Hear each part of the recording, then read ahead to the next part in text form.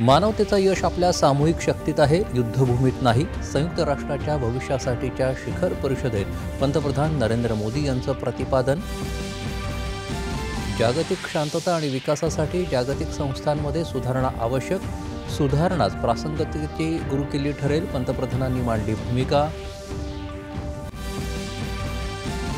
Child porn download करणं, बघणं आणि त्याचं वितरण पॉक्सो कायद्याअंतर्गत गुन्हा असल्याचा सर्वोच्च न्यायालयाचा निर्वाळा.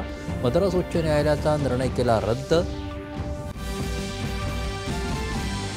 बदलापूर शाळेत बालिकांचं लैंगिक शोषण प्रकरणाचा आरोपी अक्षय शिंदेनं केलेल्या हल्ल्यानंतर पोलिसांनी स्वसंरक्षणार्थ केलेल्या गोळीबारात अक्षय शिंदेचा मृत्यू, पोलीस निरीक्षकही जखमी. जुन्याकडून नव्याकडे होणारा प्रवास, वारशासोबत नव्या आव्हानांचा सामना करण्याच्या सज्जतेचं प्रतीक.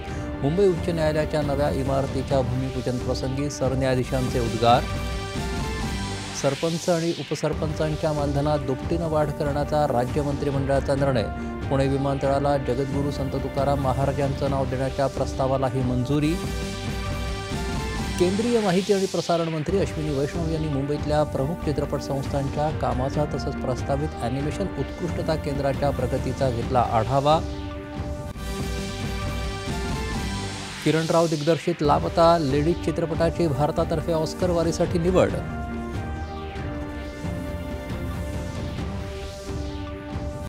आणि नैऋत्य मोसमी पावसाचा परतीचा प्रवास सुरू. येत्या 3 दिवसात राज्यात बहुतांश जिल्ह्यात मुसळधार पावसाचा अंदाज.